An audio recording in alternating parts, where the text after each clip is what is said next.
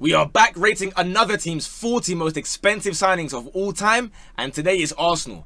This one's interesting because, as most of you will know, back in the Arsene Wenger days, most of Arsenal's best players of all time were brothers plucked from the second division of France, from West Africa, guys that nobody had heard of, turn into superstars. So they don't spend a lot of money, so much so that they're 40th most expensive, unlike the Real Madrid where we're seeing 30s and 40s straight away, is Henry at like 15 million. So we're going to go from Henry in 40th, 15 million, all the way up 16 million Arshavin, etc, etc, all the way to the likes of Pepe, Havertz and Declan Rice, ranking them from S to F. Obviously, if you're here for the first time, I'll explain very quickly. S is obviously sensational shining, A, amazing, B, you balled out, C is like, yeah, calm, D's disappointing, and F, again, don't want to get demonetized, so I'll just say you flopped. Very straightforward. You guys seem to be enjoying these, so I'll keep on doing more teams, so long as you guys keep liking, commenting, and of course, subscribing, because you know what we're on. The daily videos are still going on the road to that 100k plaque, and I think let's not even waste time. Henry arrived, 15 million. It's going to be an S tier. I don't think there should be any debate had. Realistically, nobody needs to be told about how good Henry was. The best Premier League player ever. This is a man who, in the picture, is holding a golden boot. This guy, were it not for him being so selfless, is 5 straight golden boots. He missed out one time by 1 goal because he was busy, you know, force-feeding Francis Jeffers to get goals. When he arrived, he said, you know what, you men have the goals. You know what, yeah, you men take pens for a bit. Whilst Van Nistelrooy was there fighting for his life to beat him by 1 goal. So, of course, Henry is going to be an S tier. That one goes without saying. Move on to someone else who I spoke about how Arsenal were spending a lot of time refusing to spend any cash. Arshavin is the perfect example of it. I remember vividly, deadline day, it's there snowing. They're thinking, is he going to come? Is he going to go? What's going to happen with Arshavin? The brother had to pay out of his own pocket an extra couple million to make the deal happen to take him to Arsenal. So, big respect to him for that. As a footballer, fantastic. Ability-wise, nobody can question it. The only issue is, of course, the consistency wasn't there for that long. So, the talent, super, super high. But I think he was a calm signing. He didn't really break any, you know, crazy records. Obviously, there's iconic moments he had that could push him higher. Maybe we'll see how the list goes. He has the Barcelona goal that beat them 2-1. He has, in the picture, the 4 at Anfield. He has the banger scored at Old Trafford when he was meant to get the penalty. The ref said, nah, it's Old Trafford. They can do what they want. And he went and bagged it anyway. So he is someone that could potentially move up. But one person who we will not be debating today is Albert Sambi Lokonga. You are going into the F tier. This has not banged.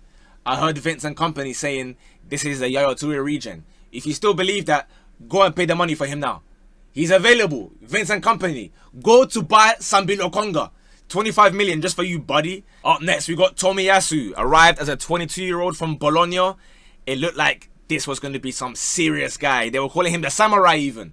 And he was playing left back, right back, putting in great shifts on any position. But the massive problem, injuries. Through no fault of his own, his hamstrings, his knees, his ankles, whatever, they were made of noodles. And unfortunately, it didn't work out for him. So much so that the money they paid, sure, it wasn't a crazy amount. It would have been like 17, 18 million. They didn't get a single thing of it back because they terminated the contract this summer and he's now a free agent. So unfortunately, it has to be disappointing because he at least gave many games where you thought, you know what, there's a serious player there. But unfortunately, especially with Arsenal, if is the biggest word in football. Someone who also had injury issues, might be a running theme here, but this guy did far more than Tomiyasu, is Santi Cazorla. One of the most technically gifted players to play in the Premier League. Someone that I think no matter what team you support, be it Arsenal, United, Liverpool, Chelsea, you love watching this guy play. He was someone that could play as a 10. He was someone that at a point he was playing with Coquelin in the 6 and as a double pivot. Incredible player. He scored, was it the equaliser against Hull when they'd gone 8 years with no trophy, 9 years with no trophy. He scored the free kick as a banger. I'm going to put him in the B tier for now. Again, let's see how the list shapes up. Jacob Kiwior. When he plays, it's hit or miss. Against Mbappe, he's phenomenal. Against Mateta, he's getting dunked on and bullied completely. So I think based on that balance, I got to just put it on C for calm, innit? Next up, we have Jose Antonio Reyes. Rest in peace to him, of course. Was part of the Invincibles squad. Great player. Not, you know, the most key figure of the Invincibles, obviously, nor the 04-05 season. But again, he had some big moments. You think of Middlesbrough, for those of us who remember. You think of Man City as well. So I think in his case, it's going to be a B, but it was never his team, you know? Like, there was always probably 3 or 4 players more crucial rather. I was going to say pivotal and crucial, and I got stuck in the middle. More crucial than Jose Antonio Reyes. But again, big baller, less respect. Even the picture here, that kit, I can't even see the guy wearing red. This yellow kit, worn by Lucas Perez. This one, I'm afraid, he might even be the face of the F tier, you know. I remember the discourse back then. They were saying, oh, like, let him play, give him some minutes. He's cold. I think, was it against Bournemouth? I think he bagged when Giroud was doing the scorpion kick. You might know every video now. When it comes to, what was it, Real Madrid, Chelsea, we did United as well. I'm plucking that for those of us who remembers, for games that I remember watching of these teams back in the day. And you know, my memory is very strong. So forgive me if you guys don't remember. Me, I remember. Nevertheless, as I was saying, he scored like a nice, you know, banging volley or whatever as well. But just never good enough. So we move on to Danny Welbeck. Someone that I believe in his career, to be honest with you, not just Arsenal or United or currently Brighton, I think he's quite underrated. I like Danny Welbeck a lot. I think Arsenal got rid of him maybe a year or two early, in fact. There was a time where he was playing like as a left winger, sometimes as a 9. The goal against Old Trafford where he's doing that as if he's hated United his whole life. He bagged a hat-trick against Galatasaray. This guy's a baller, and again, he's a good guy to have around the dressing room. I know it's not about who's a nice guy in the list and that, but I think as a footballer, he done his job, bro. He was a really hard worker. He got big goals. I forget to mention as well, 2016, February, Valentine's Day, Danny Welbeck scores the header against Leicester, and they had that iconic commentary, backhand scoring, didn't lead to a title because, as we know, Leicester went and won it. But for me, this is a calm signing, bro. Nobody expected him to kind of set the world on fire or something, or be like Thierry Henry, but he done his job, man. Callum Chambers, oof. I'm floating between D and F, to be honest with you. Can't really tell you many positive things he did in the Arsenal shirt from my memory. His thing was, if anything, he was like a random Travella merchant. Believe it or not. I know you might know of like Charisma and these, man.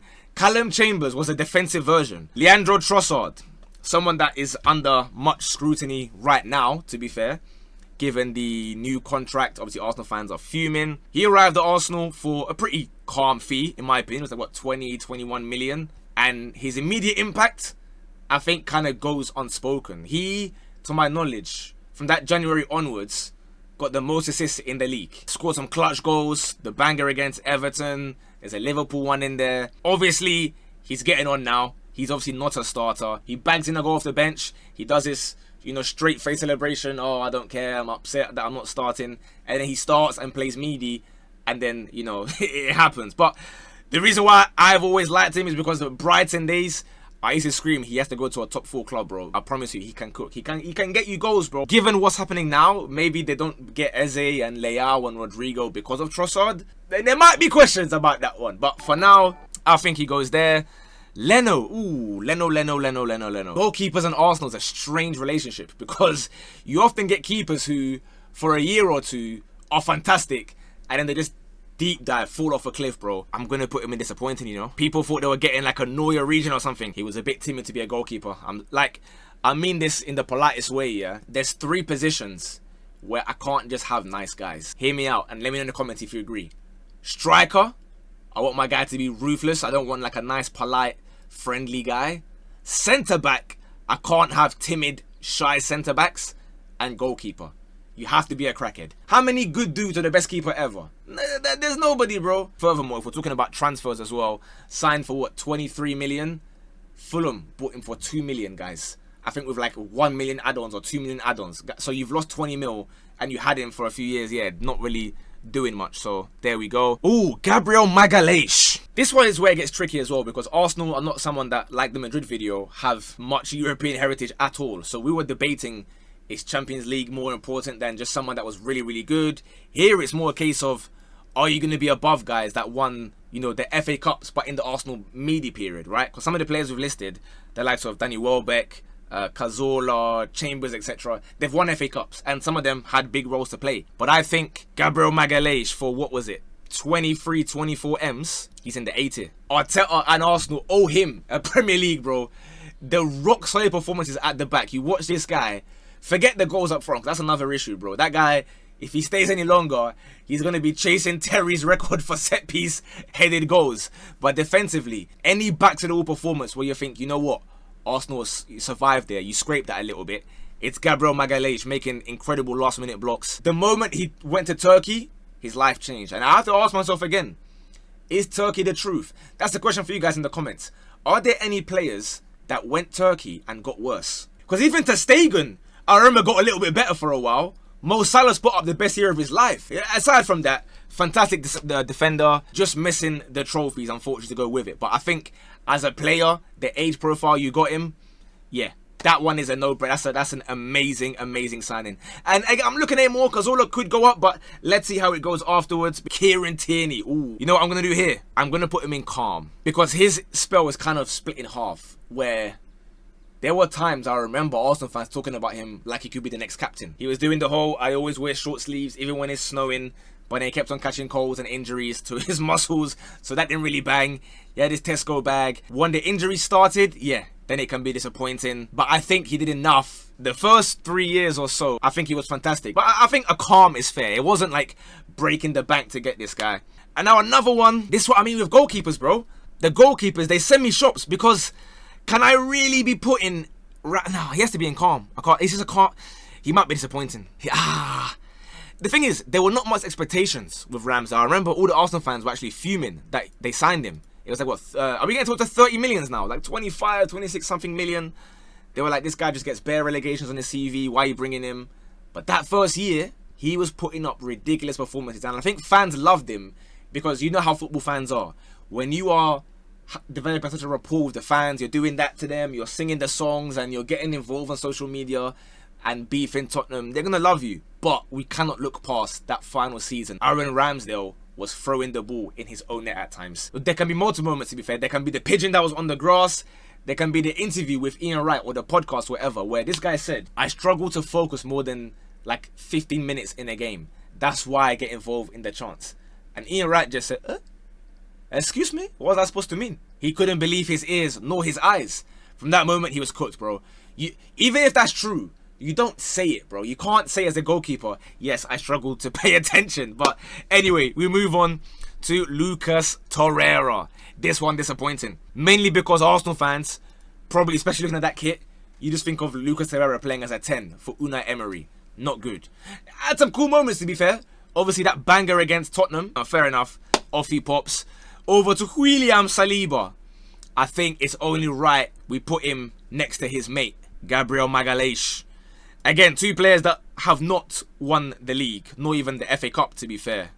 But saying that, the age profile they got him, Saliba was what, 18, I think. Obviously, he went on a couple loans back to France, but he has been up there in the top 3, top 2 centre-backs pretty much ever since he broke into the Arsenal first team. I don't think it's ever of their faults that they didn't win the league. In fact, had Saliba not got injured perhaps that season when they played Sporting in the Europa League, maybe you're looking at 2 defenders there who have Premier League to their name. If these guys start bringing trophies, and bear in mind how young they are as well, they haven't left yet, so we're kind of assuming that they can still play and will play for a few more years. But again, let's see what happens. David Raya, I think straightforward, chuck him in calm as well. Nothing out of the extraordinary. I get it, couple golden gloves, but again, you know me, I'm not a stickler for golden glove. I don't really believe in it that much. I believe a lot of that is because of incredible defenders like Gabriel, like Saliba. Mikel Merino, disappointing. Arsenal fans are going to shout at me. Oh no, but what about all the goals? What about the Leicester brace? What about the cool celebration? He runs around the flag. No, I don't care, bro. You signed this guy to be a midfielder. He was so average in midfield that you chucked him to go play up front. And by the way, he went up front because Havertz was injured, Gabriel Jesus was injured. Obviously, Trossard, Martinelli also had their spells out. So there was no other choice, really. You had to just chuck him in there. He doesn't start for Arsenal now. Was the money really, really invested that wisely? Like, you got a few goals last season. Yeah, cool. But, nah, not for me personally. Henrik Mkhitaryan. Ooh, disappointing, man. I can't quite go flop for him because he's yet another player who showed signs, right? We know he was a baller. The thing that saves him from being a flop as well, because let me not lie, late on in his Arsenal spell, the guy was too timid and just losing the ball bare and making mistakes. But he is partially responsible for bringing one of the Arsenal players that will end up higher on this list. So we'll give him a bit of credit for that. Fabio Vieira, no credit. The FM Tacticals, they lied, man. They were talking about this guy like he's Rui Costa or something. Goodness me. Over to Zinchenko. Another one that, to be honest, I'm going to chuck him in the calm. Because a lot of these players are going to be in calm, I'm realising. Because there's just two spells. There's you arrived, you raised the level of Arsenal massively. Playing out from the back became so much simpler with Zinchenko. He would start baiting guys for the press. He would get involved in the midfield build-up as well. But then Salah was patting this guy's head, bro. He cried at Anfield. And from that moment, you start crying, bro. You got to bake off, man. He's talking too much on podcasts as well. Like, what's going on, bro? What's going on there? Martin Odegaard. I'm going to chuck him in the B. I don't think he's in the A category because last season. For me personally, Saliba has never had a season where he just completely fell off out of nowhere. Like he did. Saliba has been consistent the entire time. Gabriel has been a steady increase year on year. They talk about like bozo moments or whatever. I think that was always a bit overstated. But again, Odegaard, you're the captain. You had a great season previously. Of course, the captain holds a lot more weight. You came from Real Madrid. There were far more expectations, the loan, etc., etc. So I think there's calm. You might not like what I'm about to do here, Arsenal fans, but I'm going to be putting Julian Timber ahead of him. I believe you're looking at someone that probably this season, in fact, you're talking as the best Prem right back. This guy is phenomenal. This guy, another one that, like, you know, when obviously, so to me personally on the internet, let me know if you agree, the two teams with the most haters are Arsenal and United. Anything they do, hate, gets you clicks, numbers. But there's some players in these teams you think, you know what, can't even hate, bro. Timber's ridiculous. This is again another one with more future projections because his first year he did his ACL, but then he bounced back, and the way this guy's hips move like Shakira, he will be up there 100%. I could see him going down as Arsenal's best ever right back, to be honest with you. Someone that definitely will be getting nowhere near is the person that will be dead last in the list, Skodran Mustafi. All I can think about seeing him is the amount of times that he will lose the ball, he will make a mistake, and he'll look and point his arms at somebody else. Bro, there's cameras. We saw you, bro. We know it's your fault. Who are you trying to convince here? He's there pointing at like Czech, or he's pointing at Ospina, he's pointing at Koscielny. You done it, bro. Wilfred Zaha's goal, Crystal Palace. You done it, bro. Terrible signing. World Cup winner, I don't care, bro. This was absolutely honking. And now, Alexis Sanchez. Well, it looks to me, I'm going to spoiler alert, no one's going in the S tier. It's Henry there by himself. I feel like it will be disrespectful to put anyone near him. Because again, the likes of Vieira and whatnot, obviously Fabregas, etc., they were all, you know, plucked from young for 1 or 2 million compensation fees even for academies. So, Alexis, you're going high A. £35 million from Barcelona. Arsenal fans were excited. This was like the second guy that they were gassed for. The excitement was through the roof. And this guy, he delivered, bro. FA Cups, big games, in the finals, in the semi-final. Bro, this guy scored a banger from like 25 yards against Aston Villa at Wembley in the FA Cup final. And that Arsenal team, as we've described earlier, was pretty meaty. Like, compared to now, I think this current Arsenal team is far better. But they've not won even the FA Cups to go with it. So that's why it's hard to, like, assess these things. But this guy, you could comfortably argue, was the best player in the league for points. There are obviously always going to be debates about him and Hazard and their whole careers and whatnot. Bro, 2016 times, Alexis Sanchez was the guy. He could do everything Hazard could do, but was lethal in front of goal as well. That's not about he's better in his career or anything like that. But let's also know, back-to-back Copa Americas, that's the level that he was playing at whilst he went to Arsenal and elevated under Arsene Wenger. So yeah, big up his thing. Obviously, it ended sour. They got Mkhitaryan in return. It was a swap deal, so that could maybe, you know, push him down a little bit. But I think for the joy he gave for the initial years, it's an amazing signing. Let's be honest, it's an amazing signing. Let's not waste time. Granit Xhaka, for me personally, I'm going to put him just below Reyes. I think he got a bit of a hard time by the Arsenal fans. You know, they're booing him and they're writing about his wife and whatnot on Instagram. You know me, I always say, I don't care what team you support, bro. When you start atting people's families and that, it's too much. Celebrate how you like. Shush whoever you want. Shut them up however you want. They say Adebayor, bro. I always say I stand with Adebayor. I get why he done it. If the Arsenal fans are saying that your parents are washing elephant or something, bro, I'm going to run like that. I'm going to do the same thing. You knee slide, do whatever you want. So big up him.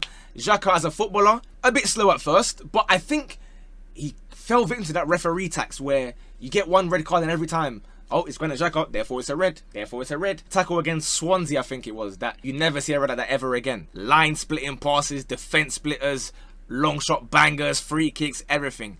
Leadership as well. He was ready to fight for the team. In a team when people used to say Arsenal are spineless losers, he was one of the first guys that really said, you know what, I back it. Let's have some beef. So, big up Granit Xhaka's thing. On to Riccardo Calafiori. For now, calm. Similar to Tierney, innit? Like, injury problems. It's been a year, so you can't really put him above calm. Big goals against United and then City last year as well. Top guy. He might go much higher eventually, but off of 1 year, I'm going to go calm for now. Mesut Ozil. This is one that, the exciting signing. Obviously, we got, Sir Campbell out of nowhere. That was big. Well, I mean, if you won't remember as well, was when Ted Drake arrived at Arsenal alongside Cliff Bastin in 1934. For those of us who remember, that was huge because Cliff Bastin, coming from Exeter, no one knew who he was. But Ted Drake was a name that was known within the football community. Those of us that we were there, going to games, we remembered hearing about Ted Drake. So when he went to Arsenal, that was big. But Mesut Ozil, we all remember Sky Sports that night. Arsenal have signed Mesut Ozil. And you got my man in the studio and everyone's behind him outside. Look, a lot can be said about the away games and the consistency and whatnot. I think he was let down by a honking team yet again. He was the first guy that Arsenal signed and you think, hold on a minute. So Arsenal can spend money. 40 M's for Real Madrid Galactico. Hold on a minute. Should have had the assist record were it not for a few guys to not mention. Yes, big games away from home in particular. Question mark. But as a footballer, lovely to watch, etc, etc. I'm not going to waste much time on the next guy. I think given the obvious reasons, if I want to be realistic, I'm going to go to the bottom of D, if that's fair to you guys. I don't know if you guys hear what I'm saying. As a footballer, footballistically, there were some great games where he was in conversations that were really high. But again, other times he'll play like he just bashed out a bit of fufu and light soup with like 7 boiled eggs right before kickoff. And of course, extenuating circumstances as well. So I'm going to go disappointing. I'm disappointed in, the football and the not the football. Disappointing to me. Gabriel Jesus. Again, no matter the team you support, watching Jesus when he arrived at Arsenal, you think you're watching R9. The stuff this guy was doing. I see on my Twitter every day, Arsenal fans still post compilations of Gabriel Jesus. I'm going to go calm. I think as a footballer, he should go higher, but the injuries, disappointing. So therefore, I'm going to even it out as calm. Because again, this is someone that raised the level completely. That pre-season, no one's speaking about Arsenal as title challengers, bro. They're still, remember, they just lost out on 4th to Spurs. So the aim for Arsenal is, okay, let's try to get back into the Champions League, see what happens. And Gabriel Jesus arrives and says, nah, incredible. Another guy that seems to be going in calm is Lacazette. I'm going to put him calm because for what was it, 50, he could even go lower. He might be disappointing. He might be disappointing. Let me know in the comments where you think Lacazette goes. He was good at mentoring the younger players, and he loved Arsenal. There was passion, big goals against Spurs. He loved it, but I can't look past the goals that he would like miss and hit the bar in the Europa League, I think it was, and he's doing stand-up for racism and whatever. There's a lot of bad Lacazette moments that go with the good as well. Just like with the Chelsea list and the United and Real Madrid, etc. Brand new signings, I'm going to put at the end. And we're going to try and guess where they're going to go. So the last, 2 names, right? No, there's a few more. 4 or 5 names before the new transfers are Benjamin White, Benny Blanco. Good signing. Done his job. Calm. Nobody really speaks about the fact that he cost 50 million anymore from, obviously, Brighton. So that's obviously a positive sign. I think Timber's better as a footballer. That's why I've got Timber in the B tier. Don't know if you agree, but again, that's my opinion. We then go to Aubameyang. That's who I spoke about with regards to Mkhitaryan. Obviously, yo, Pierre, you want to come out here? He's going in the A. Another one. So many of these ended sour, to be honest with you.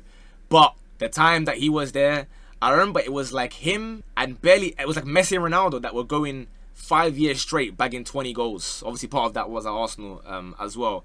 So the consistency in numbers was incredible. He, again, in Arsenal's probably worst team, single-handedly delivered the FA Cup. That you could argue is the reason why Arteta still has his job today. For as good as Arteta has been and changed the culture and got rid of Aubameyang, maybe at the right time, wrong time, who knows? He probably doesn't have that leeway without that initial FA Cup where he said, you know what, I'll put this team on my back. And I'm not going to lie to you, I love the vibes too, man.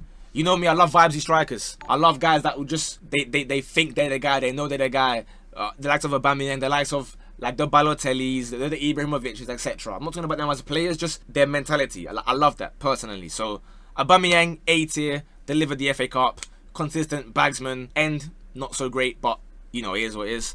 The next two we skip for now, Gyökeres and Zubimendi. So the last three names, Kai Havertz. I don't know if you guys agree.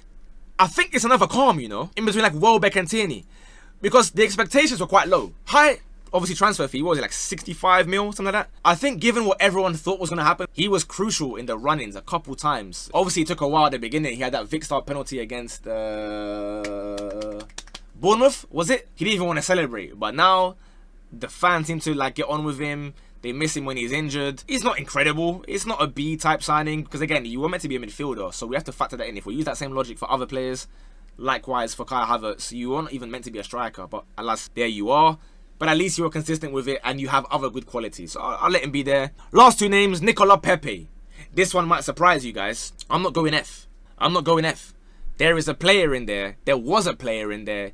Everyone saw it, but they decided that because it's Arsenal, I remind you guys, Arsenal United, whatever you do, you must hate, that he's the worst signing ever. Guys, 72 million. Yes, it's bad, obviously. That's why I'm going to put him in disappointing. But the numbers he was putting up, compared to the likes of Anthony and Sancho and these other guys, bro, he was putting the numbers combined. I remember the free kicks he was bagging in the Europa League. Obviously, he played fantastic in the FA Cup that Aubameyang won, so I can't even say single-handedly because Pepe was fantastic there as well. I just think he was hard done by because it just so happened that Arsenal spawned maybe their greatest academy talent ever the same time that Pepe got in the team. Like that's what happened, bro. Bukayo Saka arrived and therefore, yeah, you were kind of cooked. Saka played left back, left wing, and they realized you're best at right wing, and so therefore, Pepe, you're going to have to hold that. I think it's disappointing. There were enough good games in there to say, yeah, you can have that. You have not been completely terrible like the others. And we end with Declan Rice. B for bold is what I'm doing because I think he's been brilliant.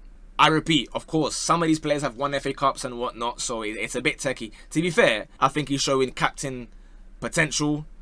He's a vocal guy on the pitch, delivers in virtually every big game. I think a big reason why they have that record of no team in the top 5 or no team in the top 6 rather has beat them for like 2-3 years is him arriving. He's crucial. People hate on him and they say, oh, what about the 2 free kicks? That's why you're good. Bro, he's a very consistent midfielder and then randomly downloaded set pieces. But again, because it's Arsenal, decide to hate. The 3 other guys here, if I have to guess, so this is not part of the list anymore. This is just pure guesswork. I'm going to go Madueke in disappointing. I'm going to go Gyökeres. I think he'll just be calm. No, he'll be disappointed. It depends what guys are expecting. If guys are expecting someone that's going to bag 25 a season, 30 a season, or 27, 25 plus in the league, you'll be disappointed. Zubimendi, calm. He could maybe be a B, potentially as well. But it's hard to judge right now so early. That is my list. Let me know what you think. Let me know what you change. Are there any howlers in there? Obviously, if you're an Arsenal fan, I guess you can help more. If you're a rival fan still, what's your perception of these players? Maybe you think of them differently through a different lens. Let me know what other teams you want. Keep subscribing. And also, lastly, big love for all the guys that are spamming the SDS comments saying this guy is cold. Big respect bringing him. Because the more they see you guys gassing it, the more that they might shout me in it. I'm on my 2nd appearance now. Trying to get my minutes under the belt to try and make maybe the World Cup squad in next summer. I don't know. Other than that, I'll see you man tomorrow in a bit. Bosh.